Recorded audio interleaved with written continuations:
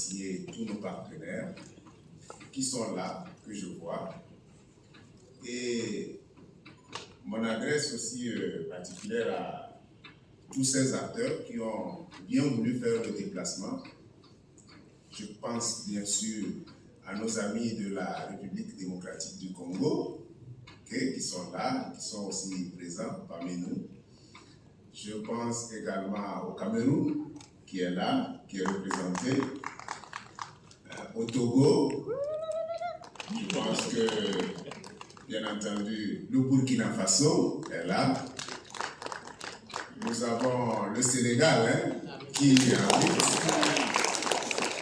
Le Kenya aussi qui est parmi nous. Et je ne vais pas oublier le Niger, bien entendu. Voilà. Et vraiment, s'il y a un pays... La Guinée.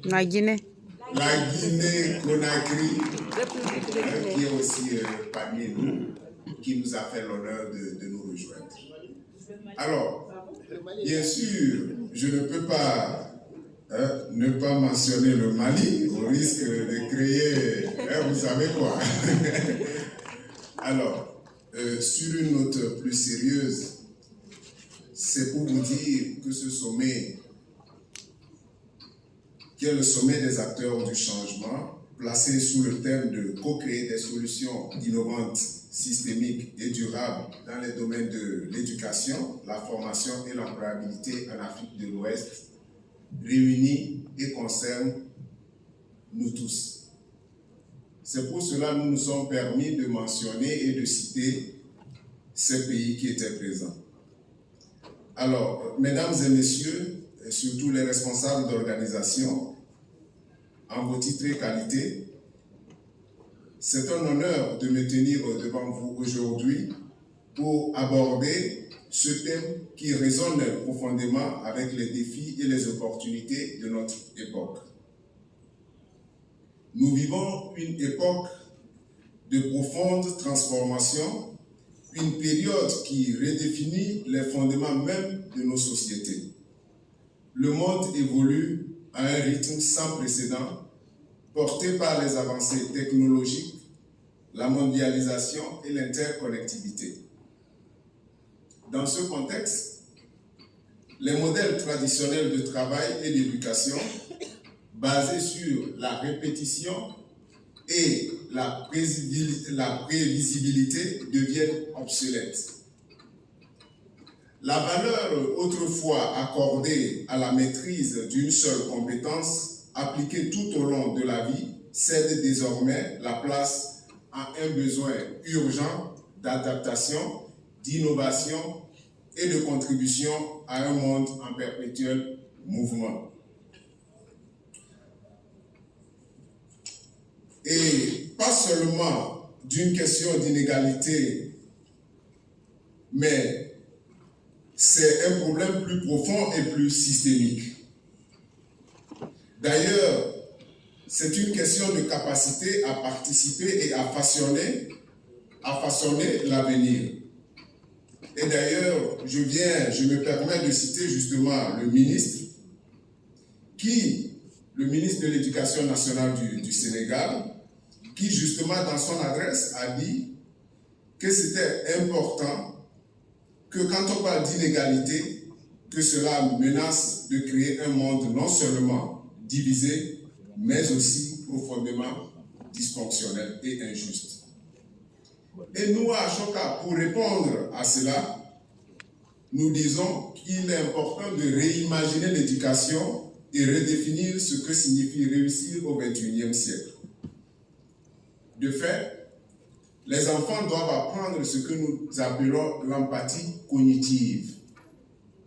Donc la capacité à comprendre et à se connecter avec les autres dans un monde en constante évolution. Et aussi, les jeunes doivent avoir l'opportunité de pratiquer ce que nous appelons le changement. C'est-à-dire d'apprendre à mener, à collaborer et à s'adapter.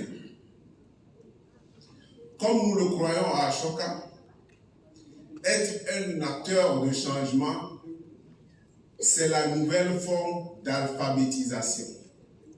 Nous insistons beaucoup là-dessus. Être un acteur de changement, c'est savoir lire, savoir écrire, faire les mathématiques ou manipuler ne serait-ce que son téléphone. Donc c'est la nouvelle forme d'alphabétisation et c'est la compétence qui permettra justement aux individus de prospérer dans un monde où le changement est la seule constante. Alors je vais me permettre de citer un acteur clé de l'écosystème, surtout sur les questions de jeunesse, que beaucoup d'entre vous connaissez et qui d'ailleurs est là, présent ici avec nous. Monsieur Sobel Aziz Ngom, d'ailleurs, a insisté sur un aspect, à savoir l'innovation et la collaboration entre les secteurs publics et privés pour relever justement ces défis en termes de solutions. Et il a rappelé dans une de ses adresses que les partenariats stratégiques et les investissements dans l'éducation et la formation sont essentiels pour préparer les futures générations à un monde en mutation rapide. Mais nous disons que cette transformation ne peut pas être ou s'arrêter au niveau individuel. Les organisations, elles aussi, doivent évoluer. Elles doivent devenir des équipes fluides et ouvertes d'acteurs de changement. Et en ce sens que, au sein ou à leur sein, chacun aura un rôle à jouer pour impulser une transformation positive. C'est la vision qui est derrière ce que nous appelons chacun un acteur de changement.